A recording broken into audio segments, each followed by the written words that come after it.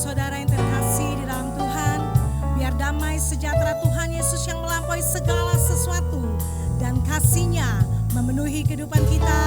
Dimanapun Bapak Ibu Saudara berada pagi ini, mari angkat hati, bawa hidup kita, nikmati kasih kebaikan Tuhan. Biar minggu ini setiap kita boleh menikmati anugerah-Nya. Tuhan, kasih-Mu sungguhlah mempesona diriku.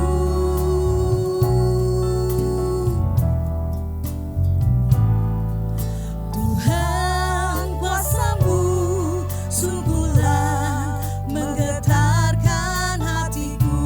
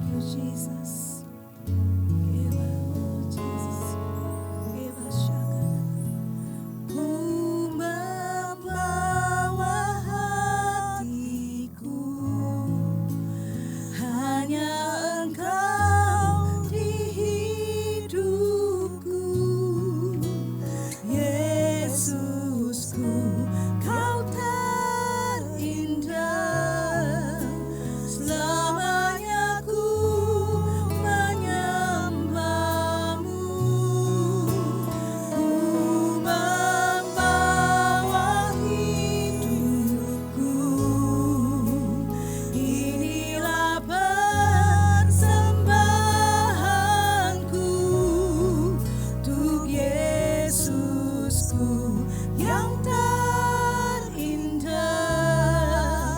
selamanya ku menyembahmu, Yesus.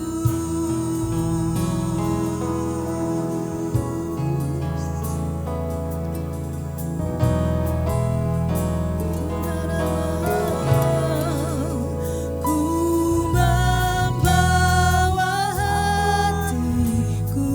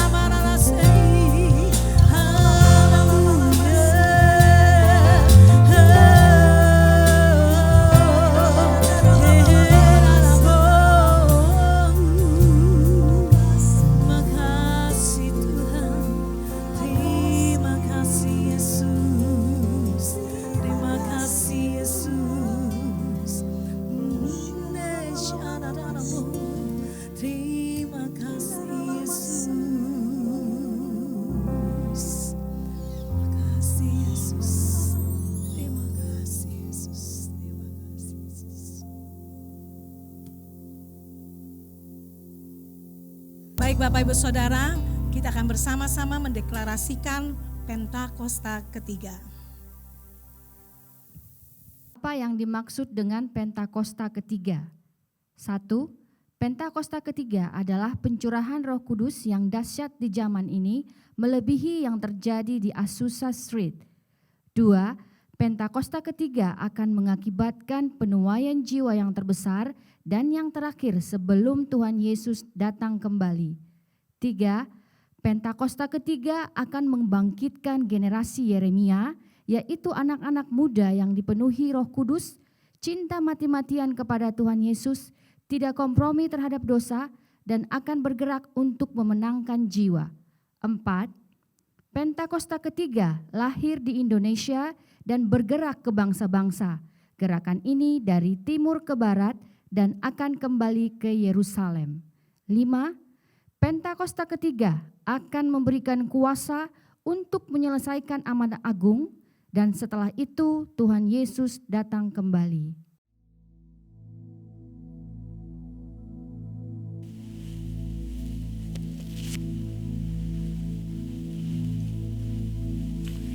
Shalom semuanya. Tahun 2021 adalah tahun integritas, the year of integrity. Menurut Westminster Dictionary of Theological Terms, integritas adalah istilah teologis untuk menunjukkan kemurnian dan kejujuran sebagaimana manusia diciptakan dalam rupa dan gambar Allah. Setelah manusia jatuh ke dalam dosa, maka gambar dan rupa Allah itu menjadi rusak. Pada saat kita menjadi orang percaya melalui proses pengudusan atau sanctification, gambar dan rupa Allah dikembalikan lagi, yaitu kita dijadikan serupa dengan gambar Yesus. Oleh karena itu, kita harus mau diproses oleh Allah. Panutan kita untuk menjadi orang yang berintegritas adalah Tuhan Yesus, sebab dialah the man of integrity. Dalam Matius 22 ayat 16 dituliskan bahwa sekalipun ahli Taurat dan orang Farisi berniat menjerat Tuhan Yesus, ternyata tanpa disadari mereka justru mengakui integritas Tuhan Yesus dengan berkata, "Guru, kami tahu Engkau adalah seorang yang jujur dan dengan jujur mengajar jalan Allah, dan Engkau tidak takut kepada siapapun juga, sebab Engkau tidak mencari muka." Kata seorang yang jujur dalam terjemahan New International Version menggunakan kata man of integrity atau orang yang berintegritas.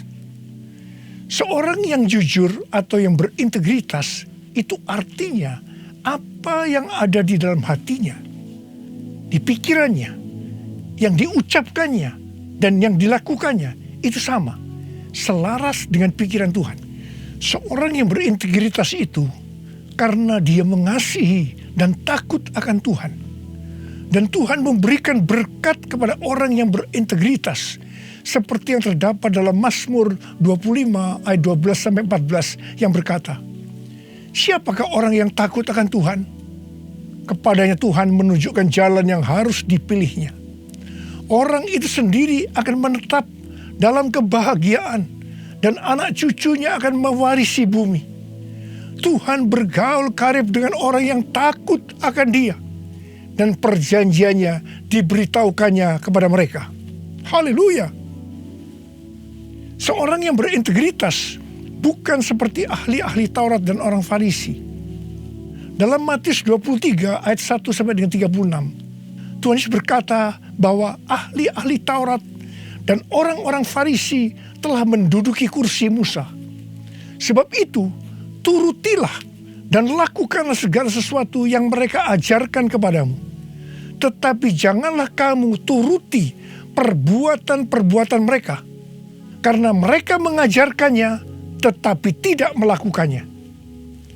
Tuhan Yesus berkata bahwa ahli Taurat dan orang Farisi adalah orang yang munafik. Di sebelah luar mereka tampaknya benar di mata orang, tetapi di sebelah dalam mereka penuh kemunafikan dan kedurjanaan. Tuhan Yesus berkata kepada ahli Taurat dan orang Farisi, "Hai kamu ular-ular, hai kamu keturunan ular beludak, bagaimanakah mungkin kamu dapat meluputkan diri dari hukuman neraka?" Saya juga akan mengingatkan kepada kita semua, terutama kepada para pengkhotbah, para guru, juga para pengajar. Kalau saudara mengajarkan kebenaran firman Tuhan, dan itu belum saudara lakukan, lebih baik dengan jujur diakui. Tahun 2021 menurut kalender Ibrani adalah tahun 5781, yang disebut juga sebagai tahun P Aleph, yang artinya 81. P atau angka 80 menggambarkan sebuah mulut. Tuhan Yesus mengingatkan kita dalam Matius 12 ayat 36 dan 37. Tetapi aku berkata kepadamu, setiap kata sia-sia yang diucapkan orang harus dipertanggungjawabkannya pada hari penghakiman. Karena menurut ucapanmu engkau akan dibenarkan, dan menurut ucapanmu pula engkau akan dihukum. Salah satu arti dari kata sia-sia adalah berdusta. Kalau kita mengajarkan kebenaran tetapi tidak dilakukan, itu sama saja dengan berdusta. Amsal 6 ayat 16 dan 17 berkata bahwa dusta itu perkara yang dibenci Allah. Amsal 11 ayat 1 berkata, neraca serong adalah kekejian bagi Tuhan, tetapi ia berkenan akan batu timbangan yang tepat. Neraca serong bisa diartikan sebagai berdusta, dan itu merupakan kekejian bagi Tuhan. Dalam Yakobus 2 ayat 17 dikatakan bahwa iman tanpa perbuatan pada hakikatnya adalah mati. Jadi kalau kita percaya kebenaran firman Tuhan, kita perkatakan tetapi tidak dilakukan, pada hakikatnya mati. Dan itu dilakukan oleh orang yang tidak berintegritas.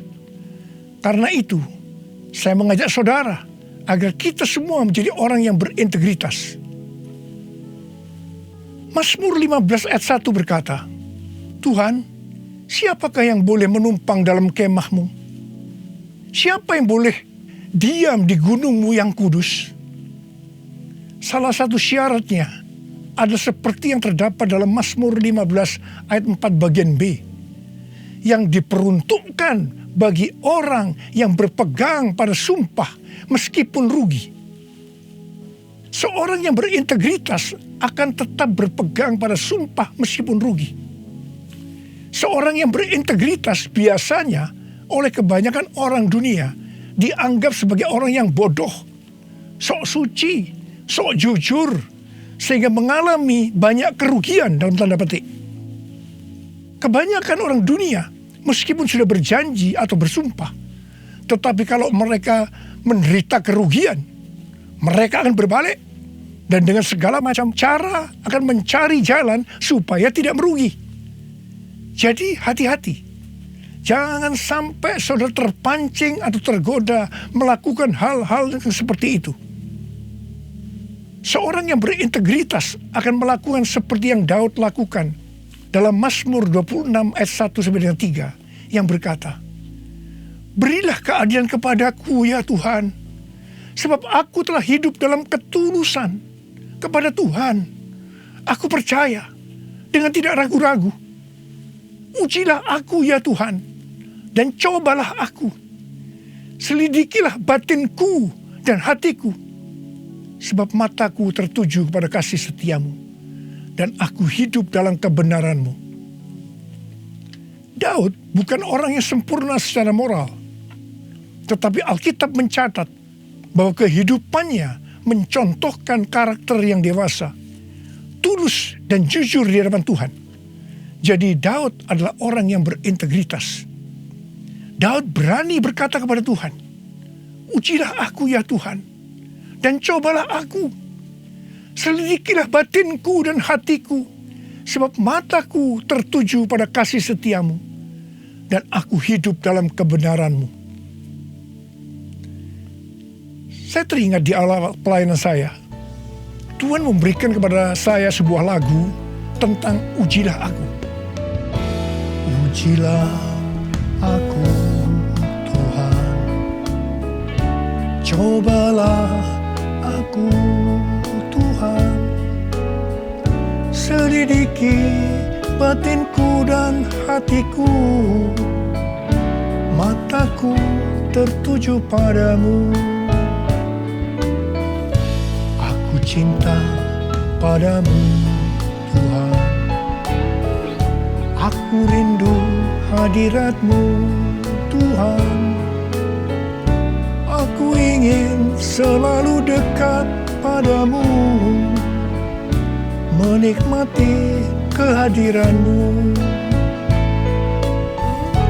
Menyanyi Hosana bagi Rajaku yang duduk di tahta. Aku muliakan dan ku agungkan, Kau layak disembah, Kau layak disembah, Kau layak disembah.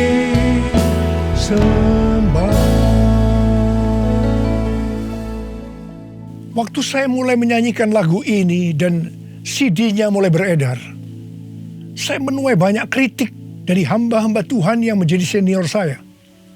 Mereka berkata, kok berani-beraninya Niko menyanyi lagu seperti ini? Saya berkata, bukankah ini ada di Alkitab yang dinyanyikan oleh Daud? Tetapi mereka tetap tidak bisa menerimanya. Terus terang saya kaget. Saya tidak pernah berpikir bahwa beliau-beliau itu mempunyai pikiran yang seperti itu. Saya menyanyikan lagu ini dengan satu pengertian, bahwa saya siap diuji oleh Tuhan. Dan itu saya lakukan sejak awal pelayanan saya. Mungkin ada di antara saudara yang tidak berani menyanyikan lagu ini. Saya pernah mendengar orang yang berkata, itu kan Pak Niko yang berani. Kalau saya sih belum berani. Saya hanya akan mengingatkan kepada saudara bahwa Tuhan Yesus menghendaki agar kita hidup sebagai seorang yang berintegritas. Seorang yang hidupnya jujur dan tulus di hadapan Tuhan. Mari, saya mau ajak saudara untuk menyanyikan lagu ini bersama saya.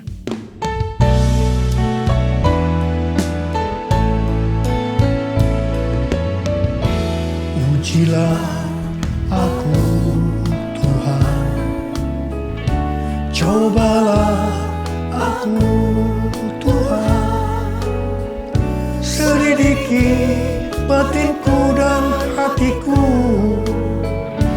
mataku tertuju padamu.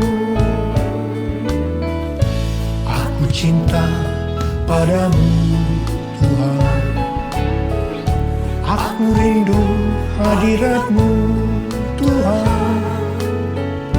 Aku ingin selalu dekat padamu, menikmati kehadiran-Mu. Ku nyanyi Hosana bagi Rajaku yang duduk di tahta. Aku muliakan dan ku agungkan, Kau layak disembah, Kau layak disembah, Kau layak disembah. Seorang yang berintegritas adalah orang yang meyakini, memperkatakan dan melakukan iman Kristiani yang dia percayai. Sejak tahun 2018, melalui nubuatan Cindy Jacob, Tuhan menunjuk gereja kita sebagai messenger dari Pentakosta ketiga. Saya percaya kita ditunjuk oleh Tuhan menjadi messenger atau utusan Tuhan untuk Pentakosta ketiga karena kita adalah insan Pentakosta. Sebagai orang yang berintegritas, maka kita akan memperkatakan dan melakukan apa yang kita percayai, yaitu apa yang ada di dalam hati dan pikiran kita. Jadi kita akan berkata-kata dan melakukan sesuatu sebagai insan Pentakosta. Karena itu kita harus mengenal identitas sebagai insan Pentakosta. Dari zaman Azusa Street yang disebutkan sebagai Pentakosta kedua sampai dengan saat ini, bahwa kegerakan Pentakosta secara garis besarnya terdiri dari 3 grup besar. Yang pertama Pentakosta klasik, yang kedua harismatik, dan yang ketiga neo-harismatik. Jumlah total dari 3 grup ini menurut survei di tahun 2019 ada 698 juta orang, yang berarti sekitar 27% dari total kekristenan. Sinode Gereja Bethel Indonesia atau GBI, di mana gereja kita termasuk di dalamnya, adalah grup Pentakosta klasik seperti yang terlihat dalam pengakuan iman GBI. Ciri khas dari Pentakosta klasik adalah doktrin baptisan Roh Kudus dengan 5 pilar teologi Pentakosta, yaitu yang pertama keselamatan, yang kedua kekudusan, yang ketiga baptisan Roh Kudus, yang keempat kesembuhan ilahi, dan yang kelima kedatangan Tuhan Yesus untuk kali yang kedua dengan segera. Sejak sebelum dunia ini dijadikan, Allah berinisiatif menyediakan keselamatan bagi semua orang. Allah memanggil kita kepada keselamatan melalui Injil, dan kita menerima kasih karunia-Nya secara gratis melalui respon iman kita.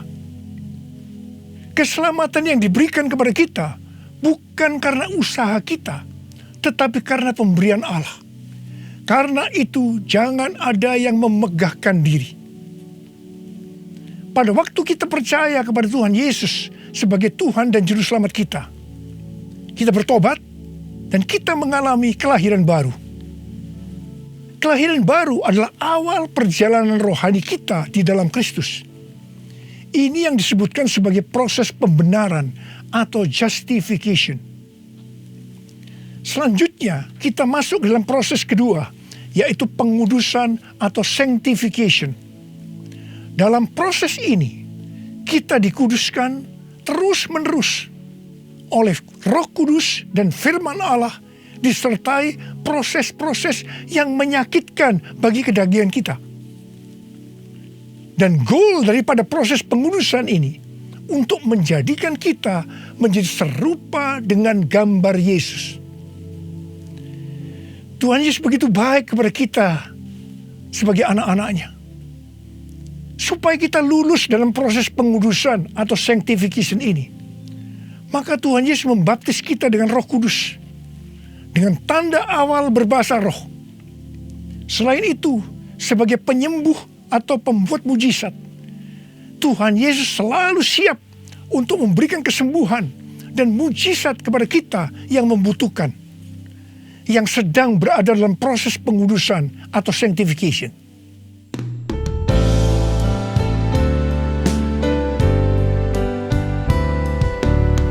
Kaulah Tuhan penyembuhku, Kaulah Tuhan penyembuh. Kau berfirman dan sembuhkanku. Kaulah Tuhan penyembuh. Kaulah Tuhan penyembuhku. Kaulah Tuhan penyembuh. Kau berfirman dan sembuhkanku. Kaulah Tuhan penyembuh.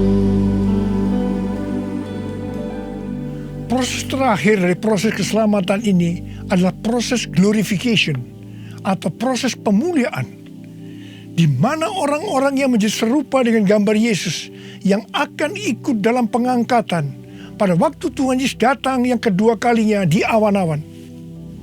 Kita percaya kedatangan Tuhan Yesus secara tiba-tiba dan dengan segera. Kita diingatkan melalui Filipi 2 ayat 12 dan 13 yang pada prinsipnya berkata, kerjakanlah keselamatanmu dengan takut dan gentar. Karena Allah lah yang mengerjakan di dalam kamu, baik kemauan maupun pekerjaan menurut kerelaannya. Baptisan Roh Kudus adalah bagian yang paling penting dari 5 pilar teologi Pentakosta, yang sekaligus menjadi bagian sentral dari seluruh pengajaran insan Pentakosta. Kita percaya bahwa setiap orang percaya yang telah disucikan hatinya dapat mengalami baptisan Roh Kudus dengan tanda awal berbahasa roh. Tujuan dari baptisan Roh Kudus ini adalah agar pengurapan di dalam pelayanan lebih maksimal. Karena baptisan Roh Kudus ini memiliki 2 fungsi, yaitu supaya kita lebih intim dengan Tuhan Yesus dan akan memberikan kuasa untuk menyelesaikan amanat agung. Dalam Matius 12 ayat 31 dan 32, Tuhan Yesus berkata, "Sebab itu aku berkata kepadamu, segala dosa dan hujat manusia akan diampuni. Tetapi hujat terhadap Roh Kudus tidak akan diampuni. Apabila seorang mengucapkan sesuatu menentang anak manusia, ia akan diampuni.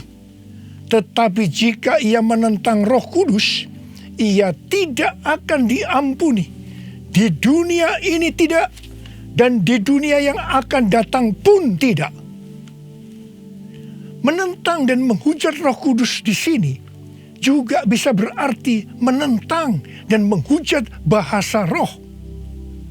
Jadi kalau ada yang tidak percaya dengan bahasa roh, jangan menghujat, jangan menentang. Lebih baik banyak berdoa. Sekarang ada orang yang membuat bahasa roh sebagai bahan lelucon supaya orang tertawa. Saya hanya akan mengingatkan kepada saudara yang melakukan seperti ini, supaya saudara bertobat dan minta ampun kepada Tuhan. Roh Kudus yang dicurahkan di kamar loteng Yerusalem 2000 tahun yang lalu, itu adalah untuk memberikan kuasa untuk melakukan amanat agung. Ini disebutkan sebagai Pentakosta pertama. Pentakosta pertama ini dahsyat, sebab dalam kurun waktu 100 tahun, 70% dari dunia yang dikenal waktu itu, yaitu yang berada di bawah kekaisaran Romawi, menjadi Kristen. Pertanyaannya, apakah amanat agung sudah selesai? Jawabannya, belum. Karena itu pada tahun 1906, kembali Roh Kudus dicurahkan di Azusa Street, yang disebutkan sebagai Pentakosta kedua. Pentakosta kedua ini dahsyat, sebab menurut Gordon Conwell Theological Seminary, bahwa 77,9% dari kekristenan yang ada pada saat ini dimulai dari awal abad 20, yang berarti ini dimulai dari peristiwa pencurahan Roh Kudus di Azusa Street atau Pentakosta kedua. Pertanyaannya, apakah amanat agung sudah selesai? Jawabannya, belum. Karena itu, hari-hari ini Roh Kudus yang jauh lebih dahsyat dibanding dengan Azusa Street sudah dicurahkan. Dan ini yang disebut dengan Pentakosta ketiga. Dan saya percaya dengan Pentakosta ketiga ini, amanat agung akan selesai dan Tuhan Yesus akan datang kembali. Mari, saudara yang rindu dipakai oleh Tuhan untuk menyelesaikan amanat agung, kita sama-sama berkata kepada Tuhan, curahkan Roh Kudus-Mu ya Tuhan, api Pentakosta ketiga, supaya kami menyelesaikan amanat agung Tuhan Yesus. Maranatha, datanglah segera ya Tuhan. Mari, saudara yang rindu dipakai oleh Tuhan untuk menyelesaikan amanat agung, kita sama-sama berkata kepada Tuhan, curahkan Roh Kudus-Mu ya Tuhan, api Pentakosta ketiga, supaya kami menyelesaikan amanat agung Tuhan Yesus. Maranatha, datanglah segera ya Tuhan Yesus. Curahkanlah kuasa-Mu Tuhan, mujizat terjadi di tempat ini. Curahkanlah kuasa kuasa-Mu Tuhan, mujizat terjadi sekarang ini. Biarlah ini menjadi doa kita, saudara. Kita nyanyikan sama-sama. Curahkanlah kuasa-Mu Tuhan, mujizat terjadi di tempat ini. Curahkanlah kuasa-Mu Tuhan, mujizat terjadi sekarang ini. Uriala makana bayara la bayara la bala bala bala bala bala bala bala bala bala. Urala makana bayara la bala bala bala bala bala bala bala bala bala. Curahkan ya Tuhan, curahkan Roh-Mu ya Tuhan. Penuhi anak-anak-Mu dengan Roh-Mu. Penuhi mereka ya Tuhan. Berikan kami kuasa untuk menyelesaikan amanat agung Tuhan Yesus. Terima, terima, terima, terima, terima, terima. Oh, riala bala bala bala bala bala bala. Oh, riala bala bala bala bala bala. Oh, bede. Tuhan, Engkau lihat anak-anak-Mu yang sedang mengangkat tangan. Kamu percaya Engkau memelihara mereka, Engkau menjaga mereka dalam masa pandemi COVID-19 ini Tuhan. Bapa, hamba berdoa buat mereka, tidak ada seorang pun yang sakit. Hamba berdoa tidak ada yang berkekurangan, semua dicukupkan, malah berkelimpahan dalam hal yang baik. Oh Rama, terimalah berkat Tuhan, terimalah perlindungan Tuhan, terima perlindungan Tuhan, terima berkat Tuhan. Curahkanlah kuasa-Mu Tuhan, mujizat terjadi di tempat ini. Amin. Curahkanlah kuasa-Mu Tuhan, mujizat terjadi sekarang ini. Mujizat terjadi sekarang ini. Mujizat terjadi sekarang ini. Mujizat terjadi sekarang ini.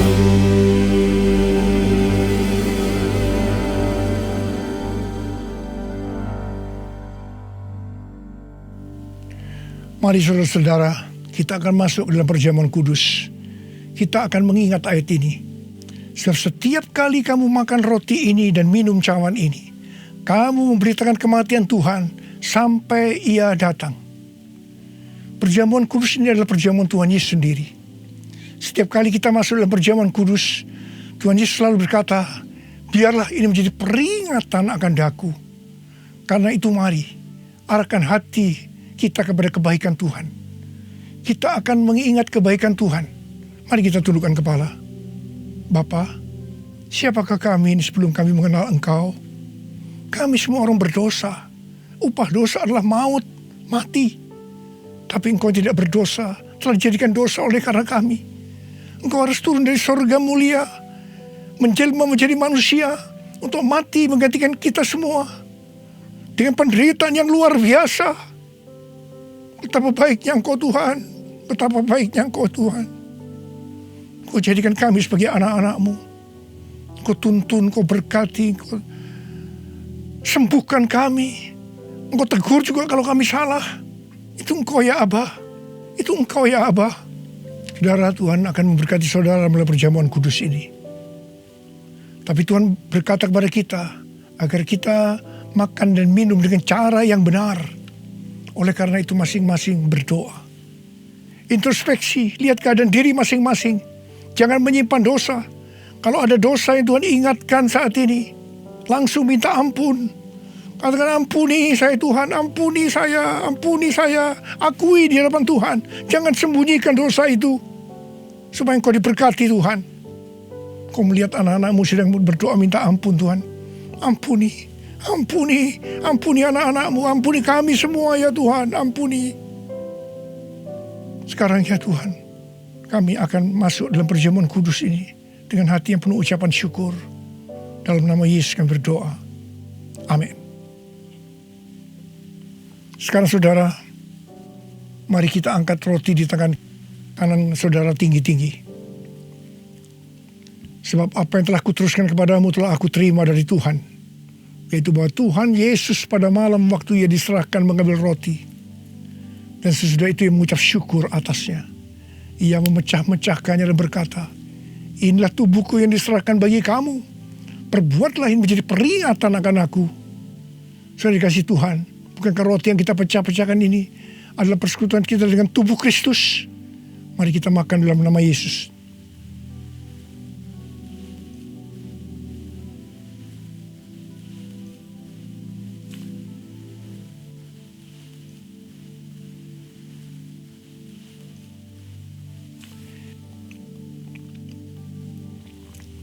Sekarang angkat cawan di tangan kanan saudara tinggi-tinggi. Demikian juga ia mengambil cawan sesudah makan lalu berkata, cawan ini adalah perjanjian baru yang dimeteraikan oleh darahku. Perbuatlah ini setiap kali kamu meminumnya menjadi peringatan akan aku. Sudah dikasih Tuhan, bukankah cawan pengucapan syukur yang atasnya kita ucapkan syukur adalah persekutuan kita dengan darah Yesus? Mari kita minum dalam nama Yesus.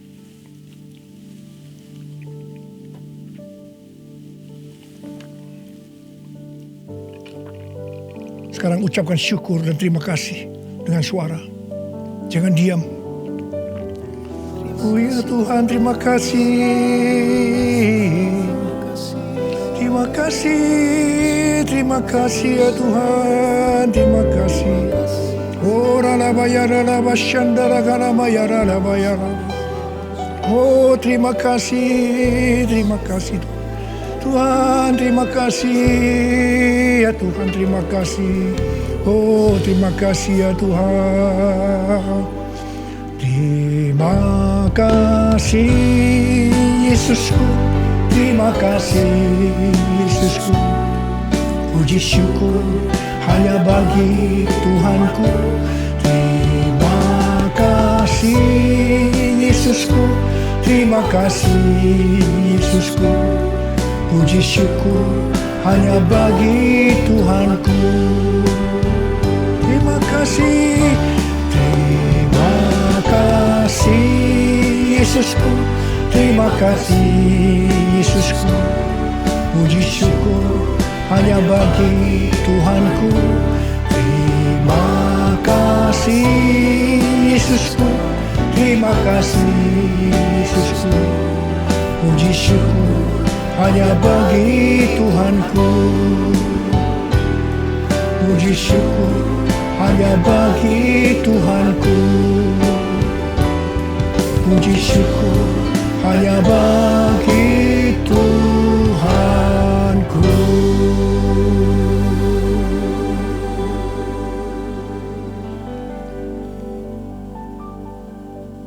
Sekarang terimalah berkat Tuhan.